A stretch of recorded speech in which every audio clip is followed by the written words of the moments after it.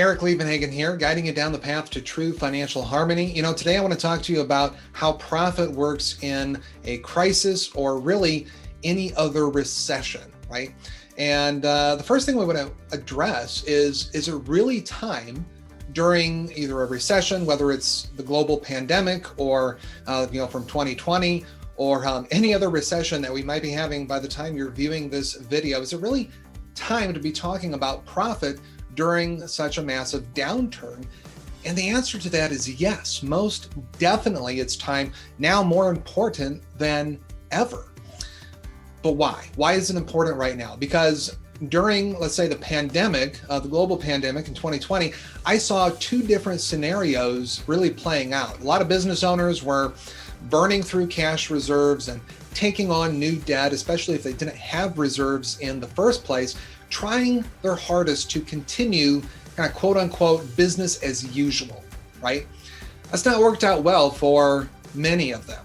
A lot of business owners closed their businesses for good, and a lot of them are still carrying the high debt loads, the new debt loads that they took on while they were trying to make it through. The ones who have survived face an uphill battle to even get back to even, right? To break even, because they were maybe under profitable or not very profitable before, and now they've taken on new debt. Now they need to become even more profitable than what they were before to get that debt cleared off of their books.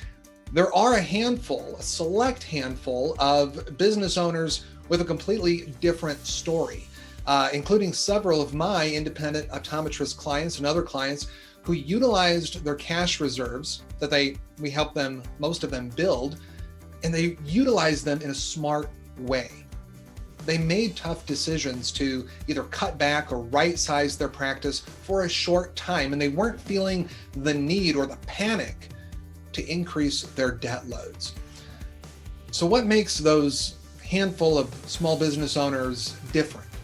It's really simple. They had a strong foundation for profit in place to begin with. And even if you don't have a strong foundation before, if you didn't have it before, the next best time to do it and put one in place is right now. And that's what we're going to help you with the remainder of this video. So grab a pen and paper and take a few notes, because I'm going to give you a lot here, and we'll get right into it. The first step in building a stronger financial foundation is to understand where you are right now and what you definitely need to focus on. I refer to this as the business owner's wealth creation hierarchy. This hierarchy is going to help you determine where you should focus now as it relates to your financials. So the bottom layer of this foundation is sales and revenue, right? No doubt sales are important. We need to collect some money in order to survive. Your revenue level, though, should be at least at a minimum viability. And what I mean by that is that you're able to cover your base capacity, okay? Capacity is the staff and the overhead that you've had to invest in to generate a base level of income, especially in a service business. This is what we're talking about. So usually we refer to this as an initial ramp-up stage for a new business, but it can be also the area of focus for an established business that has made, say, recent increases to capacity. Could help them answer some questions about when is it time to expand our location, bring on new equipment, new and improved services, hire more people, those types of increases to capacity. So the challenge here is that a lot of business owners in particular achieve a certain level of sales and they don't have money in the bank. So they decide to pursue more revenue, and then they hit that higher revenue target and they still don't have the results that they expected. So get this, increasing revenue without having the proper foundation for profit is going to have an adverse effect. You're going to keep working harder and harder, working more hours, and not getting the results that you really want or deserve in the end. So here are a few ways to determine when sales and revenue should be the primary focus for you. Number one is, do you have a purpose-driven revenue goal? Now, this is something I teach our clients in our programs. It's a goal that provides enough money to cover your reasonable operating expenses in the practice and allows you to meet your basic lifestyle needs by providing enough after-tax income to pay all your bills, a few thrills, and even take care of your family and loved ones long term. Second is, are you generating a consistent stream of qualified leads every day? We have to keep growing those and converting them in order to bring in new sales, but we can't do that if that qualified lead stream is non-existent. And then third is, are you converting those leads into sales at an appropriate rate? Right? We can do all sorts of marketing and ad spend and different tactics and techniques to get people aware of us, but how do we convert them into actual paying customers, clients, or patients in our practice? And then fourth is, do your products and services all have strong profit margins, right? Talking about the amount of money it brings in versus the cost that it takes to output those or deliver those services and products. Especially in the service industry, we're also talking about your time as a hard cost, which we'll probably get into in more depth in a later video. But that is a key metric as well to take a look at, not only your hard costs, but your time and how much of that is spent in the fulfillment phase as well. So once you have this revenue goal, purpose-driven revenue goal, and a working sales process, it's time to focus on the profit foundation. Now, this is key to transforming your business long-term, because without a real-time system to manage your cash flow and profitability, your success is going to suffer. Like if you don't have this in place, it's going to take a lot more sales to fulfill your goals and a lot more time, which means more work for less reward, which is not a place we want you to be in. So here are the key areas to assess at this stage.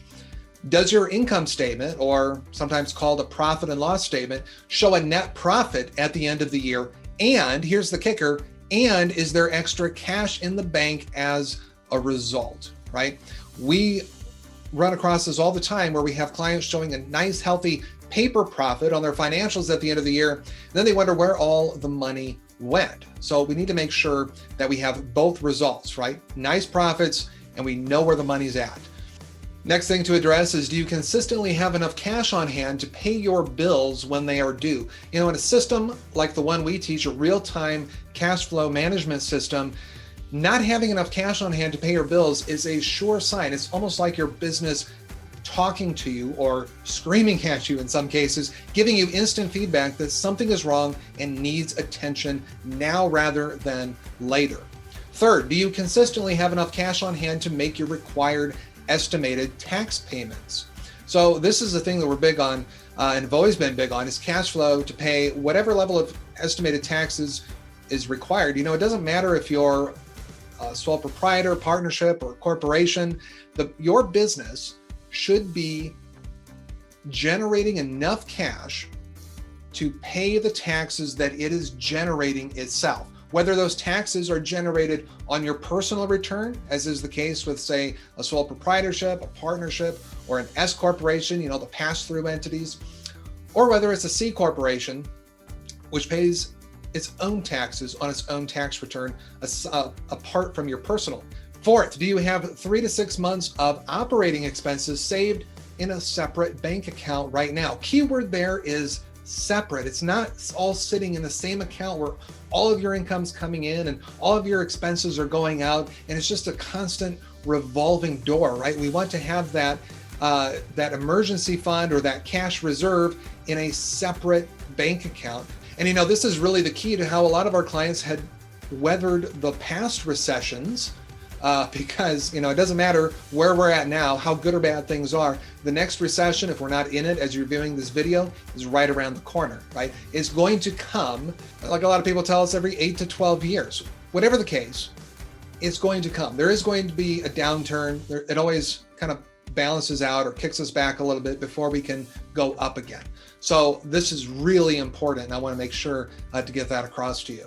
And then the fifth area to assess here at this stage is, are you paying down old debts or accumulating new ones? Very simple metric to be able to take a look at and decide if you're consistently getting deeper and deeper into debt. Doesn't matter how great the profits are on the P&L, your balance sheet, those debts are going to start to pull you down, pull your results down. Could be where a lot of your cash is going, and it's going to, again, hamper your results here.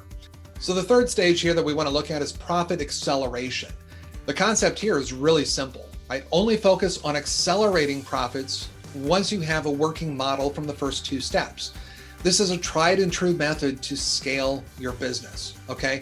If you don't have the first two foundations in place, your business is going to crumble. It's like trying to build a high-rise or a skyscraper on a bed of sand. If we want to put it another way, don't work harder to speed up a bad process, right? Get the foundation set first and then focus on these areas. So four items for you here. First is, do you have a process to increase the number of transactions from your current customers or patients or clients, whatever, however you refer to them?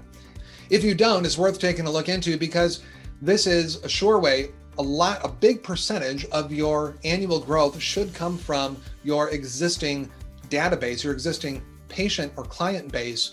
It's much more expensive to continue going out and finding new clients than it is to serve the current ones at higher levels. Second is your pricing model appropriate for the amount of value that you provide? So a lot of folks are kind of against increasing prices. I was against, at one point in time in my career, increasing prices for a long time. I resisted it for a long time because I thought I wasn't going to have a business left. Everybody was going to leave me, or I just thought there was something else in the way that I couldn't get more money, even though I knew the services I was providing were valuable and people were still getting a positive ROI from the results that they were getting from that service.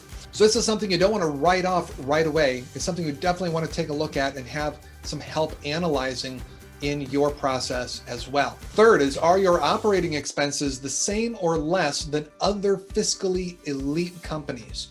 And I want to make a big point there because, I've talked in the past about financial benchmarks and industry averages and how I don't like them for the long term, for your long-term goals.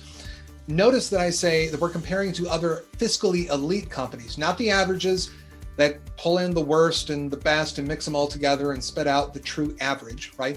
But the fiscally elite companies that are already not just surviving, but thriving and reaching all of their personal and business goals in the process. And then fourth, are your financial reports or your financial statements designed to help you easily spot trends and problem areas where your business needs the most attention, right? So a lot of times we see financial statements, especially profit and loss or income statements, that have the income at the top and cost of goods sold next, and then this wonderfully useless alphabetical listing of all of the rest of your expenses, right? And there are ways to design that better that's not going to affect your bookkeeping system, but will affect greatly what you're getting out of your financial reporting system. It's something we teach as well. And then the final stage of this wealth creation hierarchy is something I call leveraged wealth, okay? Creating and building wealth is a great byproduct of the services you provide, of the value that you're putting out into the world. Once you can get money into this stage, your financial results are going to compound faster and faster. This is what allows you, quite honestly, to lead the lifestyle you deserve, have the impact you desire in the world, and build and leave your legacy. So the key areas that you want to focus on for this stage. First, do you know if your business structure complements your future exit strategy? Future exit strategy is going to be, quite honestly, for a service business, one of the biggest taxable events of your lifetime.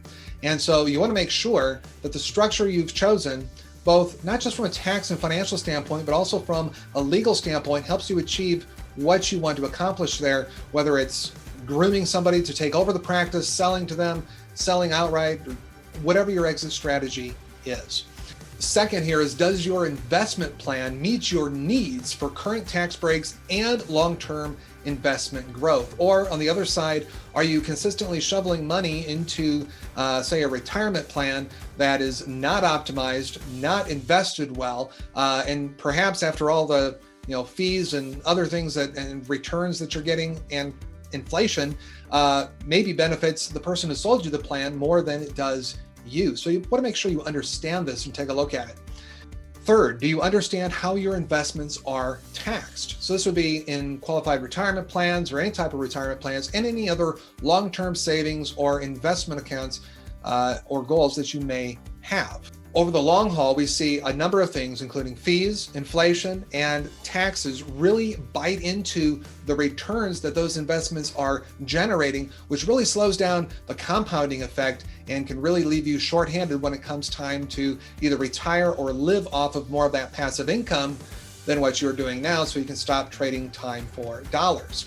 Fourth is, are you ready to shift your personal experience with money to a mode of abundance where you can live your life fully rather than obsess about your money or the lack thereof? And this is really a mindset issue. I've talked with so many business owners over the years who just cannot escape this, either the certain type of employee mentality or the certain type of issue where they think there's a cap on their earnings and they just can't go any further. And I'm here to tell you that a lot of those things are false, right? So you can create, again, the lifestyle you deserve. And it's going to start with the mindset that you bring to the table, the mindset that you have with how your business can perform and what's really possible. So look, the point here is to use this hierarchy as a framework to help guide you. Get out of the consistently chasing more revenue, more dollars standpoint, focus on profit and acceleration and really wealth creation. Focus on the levels in order, right? If one or more of those questions are a no for you right now, work on those before moving to a higher level. And I want to be really clear here. It's not just a gut feeling that, yeah, I think I got that down, right? It needs to be a 100% absolutely certain, definitive yes before you move on. All right, so just know that. Following this type of basic framework and getting the help plugged in where you need it to answer all of those questions with certainty can help remove a lot of the overwhelm from your finances long term. And it's going to help ensure that you move into the next recession better prepared.